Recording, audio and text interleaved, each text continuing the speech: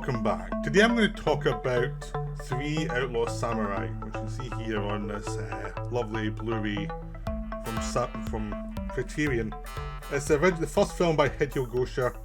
It's his debut, and it was a spin-off of a TV show called 3 Outlaw Samurai, which is basically 3 samurai who are outlaws who go out helping people in different areas of the country, or they're helping the oppressed against the, evil warlords and evil people in charge.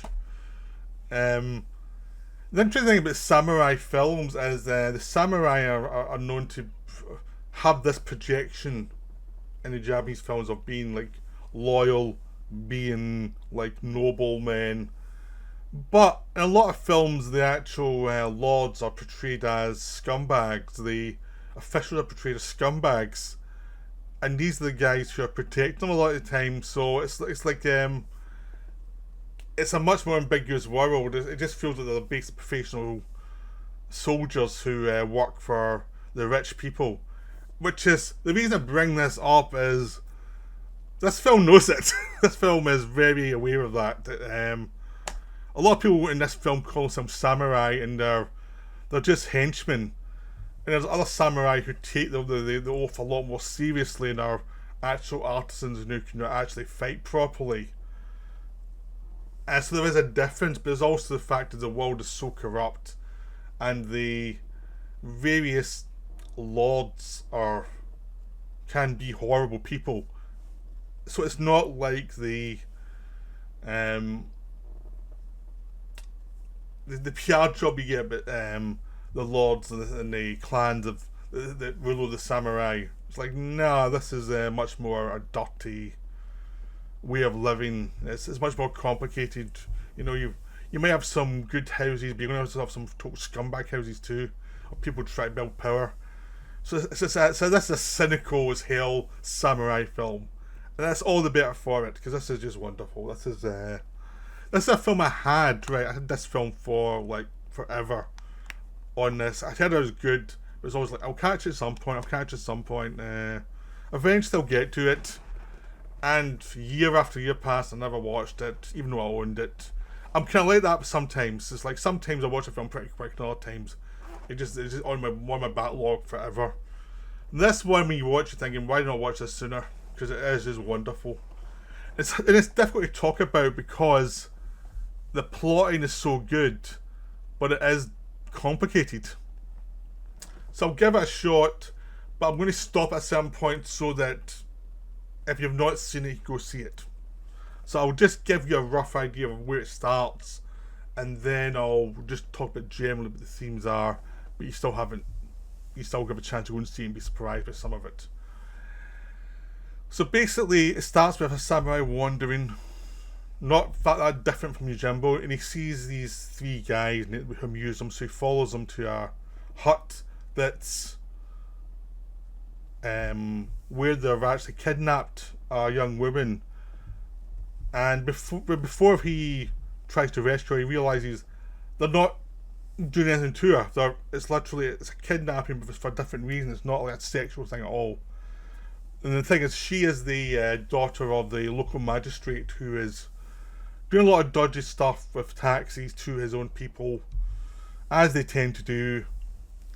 And these farmers are starving now, so they've got so desperate that they will kidnap this woman. So in the magistrate's office, there's another samurai who's there to fight anybody who messes with the magistrate. But he even admits he's just conning the guy. He's just like, yeah, he can fight, but he's really there to leech off the guy's wine and his food. And even when the daughter is kidnapped, he sends other guys to deal with it to start with, and he only goes to deal with it later on when they find out that there was a samurai in their hut, and it's like, oh bugger, I need to actually do something. Because initially he thought it was just 3 guys. It's like, you lot, just go deal with this. Just kill the poor and get the girl back, and that's fine. So once he realizes he has to actually do something, he suggests to avoid work. This is what's so good about him. He's so lazy. He's good at his job, but he's lazy as hell. And he's like, well, let's go to the jail, because there's a couple of guys in the jail who we arrested who are. He just say, we'll give you a pardon if you come and help us. I mean, then we can just send them on their way to say, get lost. So, totally cynical. So he gets these three guys who are going to help him. Then he sees another guy lying in the jail who he notices who's also a samurai. And he goes, okay, come on, help us. We'll let you go. How's that? Okay. The guy does it without much enthusiasm.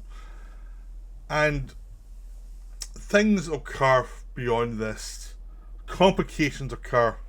The guy from jail who's lying in jail switched sides pretty quickly to help the farmers. The guy helping the farmers is trying to give them tactics because these guys don't have a clue what they're doing. And a lot of complications about the politics of the poor farmers versus the rich people, the politics of the rich and their masters, the politics of the rich guy and his daughter. Everything comes into play. There's lots of stuff about guilt and mistakes made, and all sorts of things happen. We go to a brothel as well. You know, lots of good people die, and lots of bad people are causing lots of damage. But it is like massively cynical. It's really cynical about what people are and how they react, and it's a breath of fresh air. And what's also great is the plot progresses logically. One thing leads to another, leads to another, leads to another. And you can't always tell where it's going to go, because people act like people in this film. People act in ridiculous ways. People act in very selfless ways, also in selfish ways. And if you have a kind of general idea of what a person should react to a situation, it's not always going to happen that way. And those complications are always interesting and different from what you expect. So it's really beautiful. And I mean, the thing is, the disc, you get a little booklet and pretty much a trailer. That's all you get in the disc. There's nothing on the disc. Because it's such an old film and everybody involved in it is long dead, so there's not much in the disc. But the film itself is so good that it doesn't matter. It's just an amazing film. And it just has this wonderful sense of logic, and I just look at humanity the way it more or less is, and the way nature, what happens in human nature, and how human beings behave, and why a lot of plots you see in films feel mechanical and stupid, because they don't allow people to be stupid, they don't allow people to be noble, they say you have to be noble. But if everyone's either been bad or noble in a film, so you're good guys and bad guys, the variations not existing, it means the nobility feels less earned and less difficult, and the difficulties of life are not there in a natural way. That means like the actual challenges that your protagonists face don't feel like natural challenges. They feel like challenges set up by a writer to pass the time within the film, and a lot of time they just feel mechanical and dull. And this one, everything falls on from a logical action by somebody, or a logical action by somebody, which leads to something else happening, so it creates a sense of there's a logical plot going on and people are reacting properly and the way people do, which creates a lot of potential for intriguing scenes throughout the film. So even though there's a point to the scene, the actual scene a lot of time is wonderful, and the way it expresses the characters and how they react in ways you don't expect, and how that affects the next scene. So it all feels very organic, even though there is a complicated plot going on. You don't feel the strain of the plot on you ever. It's always something interesting's happening, and we'll see where it goes next, and where it goes next. It's just that's the kind of heartbeat of the film, is how do we make this interesting and make it more lifelike. which also means you don't have a pat conclusion. Does not mean that they, even though you have villains characters, doesn't mean they're all horrible in every possible way. Doesn't mean the heroes act in all the best ways either. I mean, one of our characters acts in horrendous ways throughout.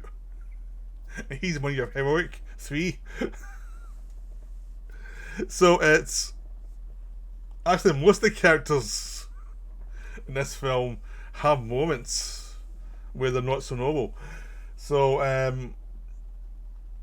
it's just a delight. This film was just wonderful. I don't want to go into more detail on it because I'd rather just use this as a kind of go watch this film rather than like explain it all. Just go watch it. It's wonderful.